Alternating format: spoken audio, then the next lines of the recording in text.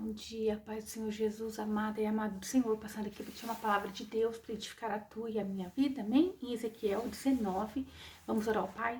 Senhor Deus, em nome de Jesus, Pai Santo, Deus de poder e Deus de glória, Santo de Israel, venha ministrar, venha falar conosco no nome de Jesus, acampa teus anjos ao nosso redor, vai falando, Pai, aos nossos corações, vai repreendendo todo medo, todo mal, venha ministrar, Senhor, venha falar aquilo que é da tua vontade, me diminua para que a tua glória cresça, que eu te peço, no nome de Jesus, amém.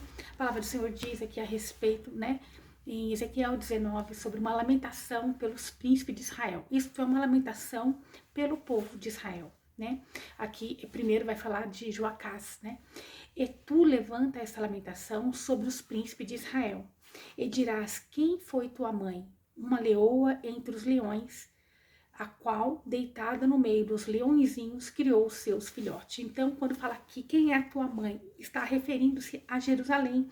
Ela é a grande leoa. Jerusalém é a grande leoa, aleluia, no sentido bom, né? Deitada no meio dos leõezinhos, está falando a respeito das nações pagãs ao redor, né? Aonde ali eram as nações que rodeavam, né? Que na verdade ali o povo de Deus, né? A Judá, a grande leoa, deveria dar exemplo, deveria ali encaminhar esse povo para se converter ao Deus único, ao Deus poderoso e santo, mas na verdade eles fracassaram e acabaram se contaminando e se tornando tão mal quanto esse povo, né, que era pagão. Eles adotou ali, né, a crueldade desse povo, perdendo ali, desse modo, todas as bênçãos do Senhor, toda a glória de Deus. Isso é o perigo daqueles que, ao invés de conquistar outras pessoas, elas acabam se contaminando, se igualando a elas. Não está diferente dos dias de hoje. Aqui, quando fala que Judá, né, ali era a grande leoa, ela era mesmo, ela tinha um grande potencial, mas quando ela começou a se misturar com os pagãos ao redor e tomar os seus costumes, isso é o problema, né? De quando nós queremos nos amoldar, quando nós não queremos excluir, né, um costume ou alguém, não quer excluir aquele costume daquela pessoa com medo de perder a amizade, de perder essa pessoa, mas acaba ferindo Deus, né? Acaba ferindo o caráter de Deus e vai sendo destituído da glória do Senhor. Foi o que estava acontecendo com essa cidade, né? E quando diz ali, né, e deitada no meio dos leõezinhos, criou os seus filhotes, e quer dizer, os seus filhos, né, ali, os seus príncipes, onde foi Joacás e Joaquim, né, que ali esses foram criados no meio desse povo pagão, desses leõezinhos, aonde eles se foram tornando tão igual ou até pior do que eles, né? Aonde ali eles tomaram conselhos de ímpios e não buscava mais ao Senhor, aonde eles buscavam se aconselhar com pessoas que não temiam o Deus poderoso e santo, né? Foi esses reis aqui dessas nações, Joaquim, né? E Joacás e Joiaquim, eles se tornaram reis perversos, porque eles começaram a se moldar aos costumes do mundo. Nós podemos ver aqui que eles eram para ser a bênção no meio daqueles povos, eles eram para ser a luz no meio daquele povo, mas eles começaram a se tornar igual ou até pior do que eles.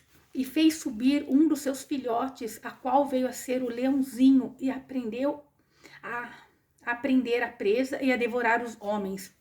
Então aqui está falando a respeito do filho, né, de Judá, o filho de Israel, o povo de Deus, que era Joacás, o qual chegou a ser um príncipe, mas um príncipe de ali, um povo, como um príncipe de um povo pagão. Ele se tornou ali um devorador de homens, ele começou ali a ser mal, a maquinar o mal, né? Ele começou a aprender a fazer igual o povo ímpio. Ele não usou de buscar com o Senhor, mas ele ouvia conselhos de ímpio, ele se tornou igual.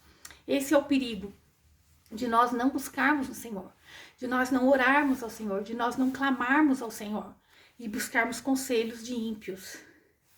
E as nações ouviram falar dele, e foi apanhado com o laço delas, e levaram com grilhões a terra do Egito. Então, Joacás aqui foi levado prisioneiro, né, por Faraó, o Neco, e posto em cadeias no Egito. Por que que ali, né, ele tinha tudo para ser bênção? O povo de Deus tem tudo para ser bênção, mas quando ele deixa a glória de Deus, quando ele deixa de servir o Deus poderoso e santo, e ele se amolda ao mundo, e ele pega os métodos do mundo, né? Ele começou a agir ali com uma imoralidade, ele começou a agir ali de uma forma tão severa, tão ruim, igual ou até pior aquele povo. Ele não tinha respeito. Aquele que é selado pelo poder de Deus, aquele que tem a glória de Deus, uma promessa de Deus, ao ele tentar fazer ali sociedade com o mundo, ou ele tentar se amoldar ao mundo, ou ele tentar, né, agora agradar ao mundo, ele é pego assim de surpresa, assim como, né, Joacás foi. Assim como Joacás foi devorado por Faraó, assim como ele foi levado preso e cativo, porque ele tinha um selo, ele tinha uma promessa, e aos olhos do inimigo, ele sempre vai ser ali, né, uma pessoa que está lutando contra. Ele sempre vai ser ali o inimigo, aos olhos do inimigo, né, do povo de Deus. Aos olhos de Faraó, ele não era bem-vindo. Por mais que ele tentou se amoldar, por mais que ele buscou conselhos, ele não era bem-vindo. Aquele que tem a luz do Espírito Santo de Deus, tem que permanecer na presença do Senhor e não tentar agradar o mundo. Ali ele foi tentar, né, se moldar aqueles povos, aquelas nações, e ele foi pego. Aleluia. Para o escolhido não há escolha, né, a não ser servir a Deus, porque quando ele tenta se amoldar ao mundo, ele faz uma escolha fora de Deus, ele é pego, ele é levado cativo, ele é humilhado, ele é desprezado. E o salário do pecado é a morte. E no verso 5 diz assim: e vendo ela que tinha esperado muito tempo e que se perdia a sua esperança, tomou outro dos seus filhotes e fez dele um leãozinho.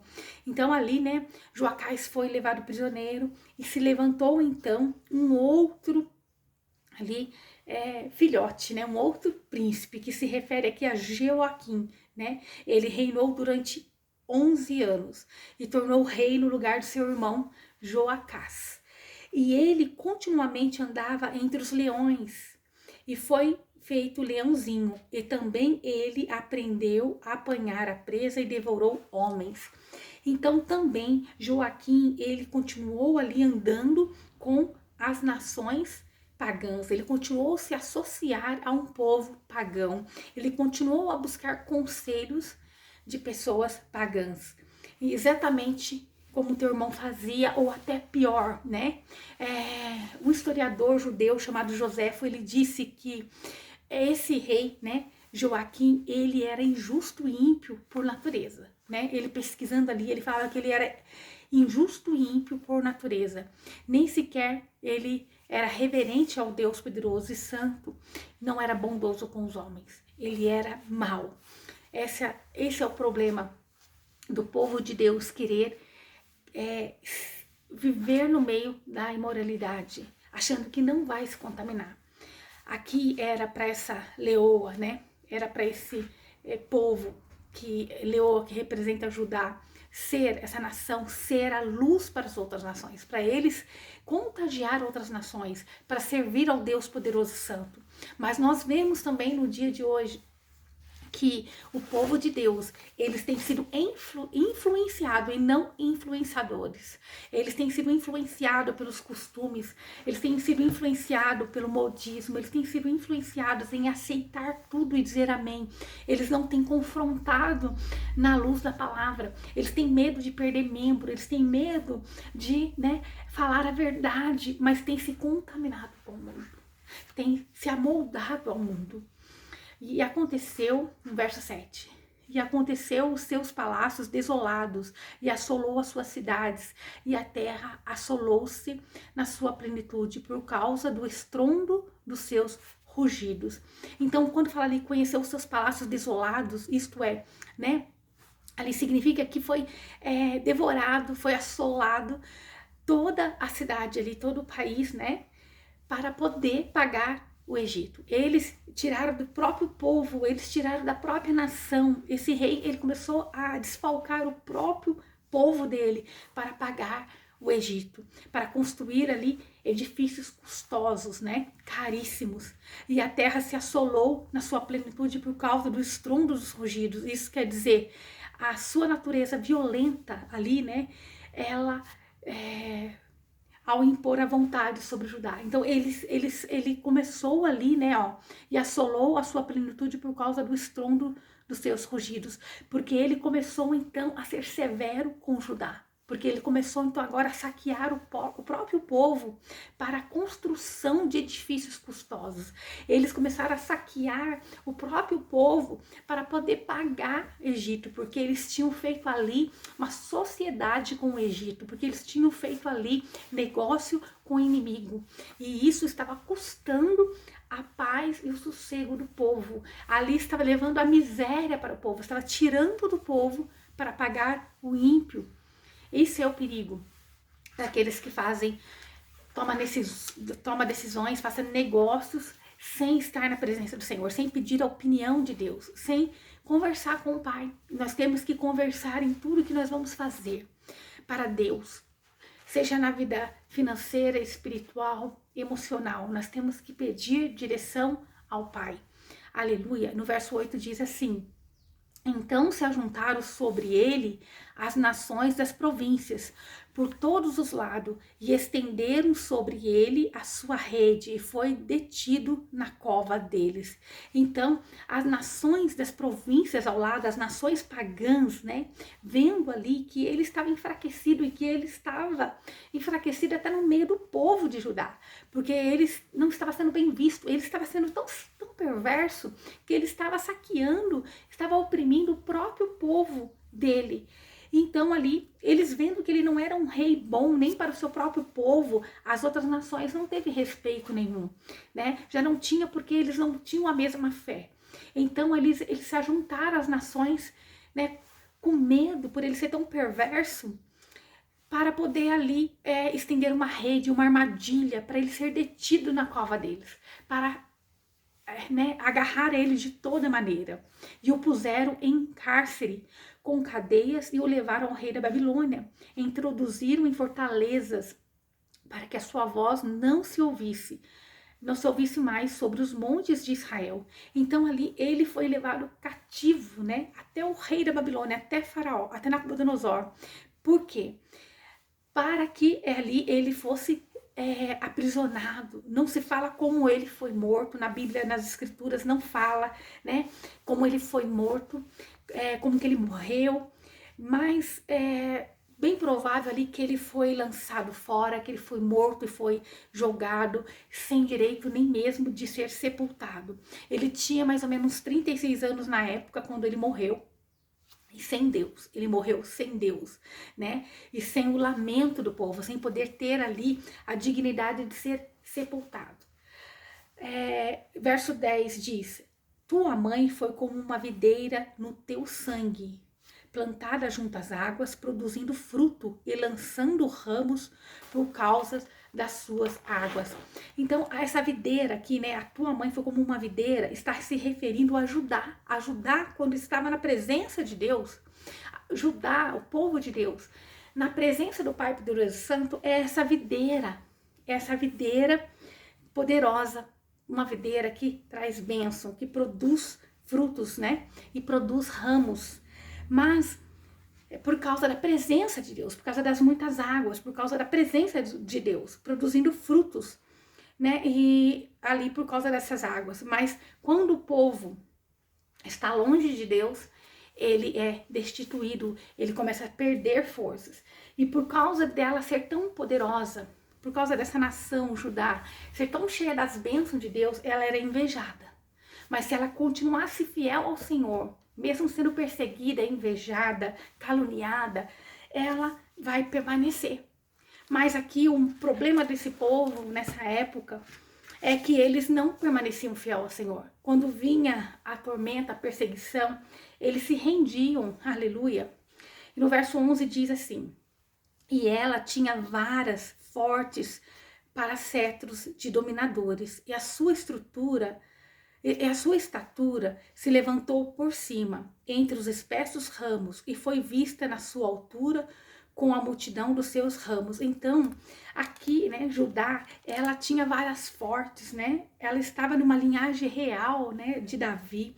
Ela foi ali constituída por Deus, ela foi ordenada por Deus, né? Então ela era abençoada, ela era vista por todos ali. Ela era imponente diante das outras nações.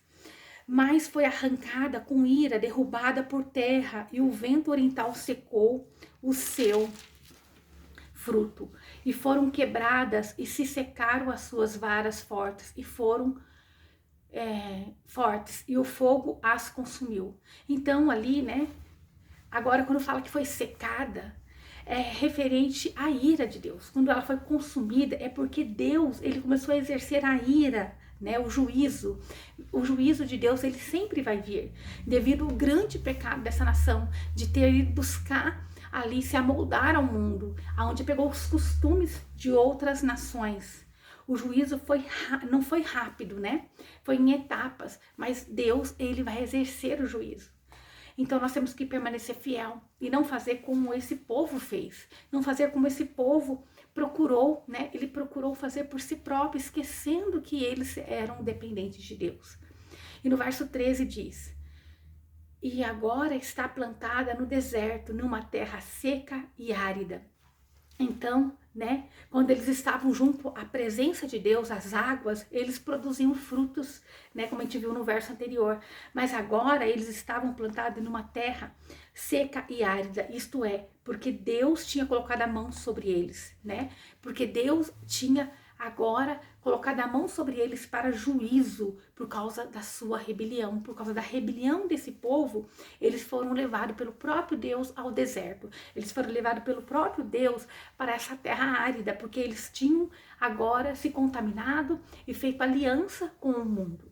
Eles não quiseram confrontar o mundo, eles com medo, né? Eles ali foram idólatras do dinheiro, né? Do mamon, da prosperidade. Cresceu neles essa ganância de ser maior e começaram a ver que teria vantagem em se associar com o mundo e ali e deixando as coisas de Deus. Ah, isso não tem problema. Ah, não, isso aqui eu posso. Não, Deus vai entender. E não é assim, né? Com Deus não é assim as coisas. Em verso 14 que diz: e saiu fogo, deu uma das varas dos seus ramos e consumiu o seu fruto, e não ficou nela nenhuma vara forte, cetro para dominar. É esta a lamentação e de lamento. Então veja, né? Agora aqui, né? Nesse último, quando fala de Zedequias, né? Referindo-se a Zedequias, que era plantado diante do Senhor. Judá estava uma fortaleza, uma videira, mas quando se afastam ali, eles perdem tudo isso, o próprio Deus leva eles para o deserto. E aqui quando diz, e esta lamentação e de lamento servirá. Isto era algo que iria acontecer ainda, referindo-se a Zedequias, né? Que era uma predição que ainda não tinha acontecido, era que uma profecia dada por Deus a Ezequiel que não tinha se cumprido ainda. Mas iria acontecer o que o Senhor estava dizendo. Então Deus é um Deus de justiça. O povo que permanece na presença, fiel ao Senhor, Deus cuida, Deus zela, Deus sustenta. Mas quando nós tentamos fazer do nosso jeito, nos associando ao mundo, Ele não pode nos proteger. Ele não pode compactuar com o pecado. Deus é santo, Deus é perfeito, então Ele não vai se compactuar com o pecado. Aleluia. Então que nós venhamos repensar. O que Deus está dizendo para nós hoje? Ele só vai poder cuidar daqueles que têm compromisso com Ele, daqueles que é totalmente dependente dEle. Nós vemos hoje no mundo atual, né, que o cristão, ele tem cada dia mais se moldado ao mundo. Ele tem cada dia mais, não quer confrontar o mundo. Ele não quer dizer assim, ó, na luz da palavra isso não é correto.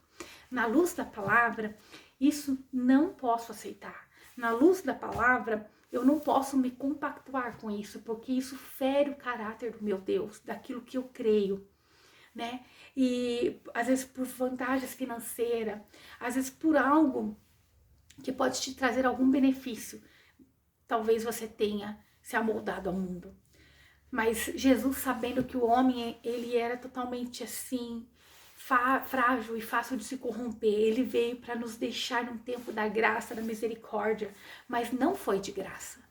Não foi de graça, né? Nada, às vezes quando você ganha algo, é de graça para você, você ganhou, mas aquilo custou para alguém.